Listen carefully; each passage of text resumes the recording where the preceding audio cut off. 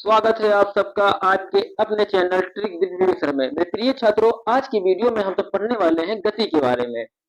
यदि कोई वस्तु समय के साथ अपनी स्थिति बदलती है, यदि कोई वस्तु समय के साथ अपनी स्थिति बदलती है, तो उस वस्तु में जो भी परिवर्तन आएंगे, ठीक है, वही कहलाएगा गति। क्या कहलाएगा?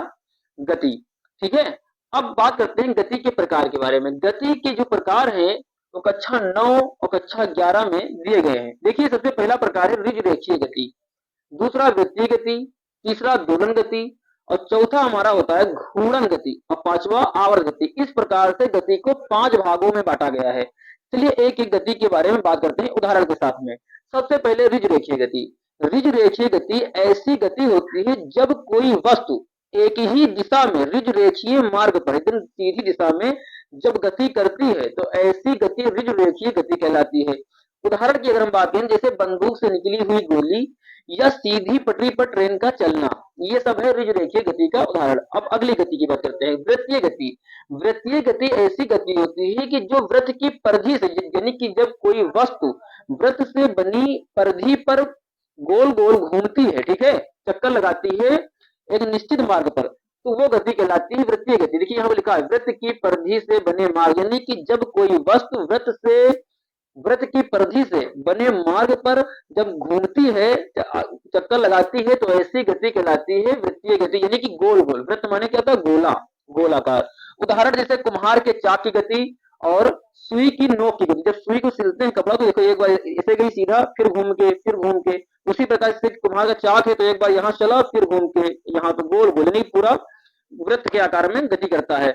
इसके बाद आता है दोलन गति। दोलन गति ऐसी गति होती है जिसमें कोई वस्तु अपने निश्चित बिंदु से इधर और उधर, यानी कि दाएं बाएं बराबर दूरी पर घूमती है, आती जाती है, तो ऐसी गति कहलाती है दोलन गति। जैसे कि घड़ी के पेंडुलम की गति या फिर झूले की गति। कौन झूला? जिसमें पेंगा मारकर या फिर धक्का देकर झूलते हैं, जैसे कि आगे गए फिर पीछे है, तो ऐसी गति क्या कहलाएगी? कहलाएगी दोलन गति। फिर इसके बाद आते हैं घूर्णन गति। अब देखिए वृत्तीय गति और घूर्णन गति में क्या अंतर है। वृत्तीय गति ऐसी गति होती है जिसमें पूरा, जैसे मान लीजिए सुई की नोक है, इधर से गई घूम के कपड़ा किस पर से, फिर घूम के इधर आई। कुम्हार की चाक की गति क्या है? यहाँ से उठा, चाक उठा, फिर घूम के यहाँ पर आया। परंतु इसमें क्या होता है घूर्णन गति में, कि इसमें कोई जो भी वस्तु होगी, ठीक है, वो अपना स्थान नहीं बदलेगी, एक निश्चित बिंदु से, एक निश्चित बिंदु के चारों ओर चक्कर लगाएगी बिना स्थान बदले। जैसे कि पंखे की गति। पंखे में क्या होता है? पर एक जगह रुका होता है, यानी कि जहां एक डंडी होती है ना पीछे पर के, तो वो वहां पर रुका होता है, और पर जो होते हैं वो चारों ओर गोल गोल घुमा करते हैं, यानी कि अपना स्थान नहीं बदलते हैं। तो बिना स्थान बदले जब कोई कण अपनी गति करता है एक ही बिंदु पर रुक कर, एक ही बिंदु पर रुक कर जब चारों ओर गति करता है, तो ऐसी गति कहलाती है घूर्णन गति। उदाहरण की ओर पंखे की गति। ठीक है।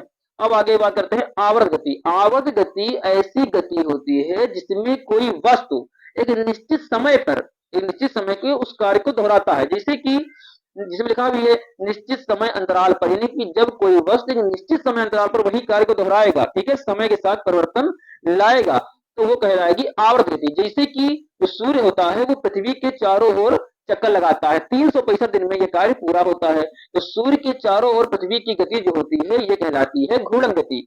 तो आशा करते हैं आपको वीडियो पसंद आई होगी। धन्यवाद।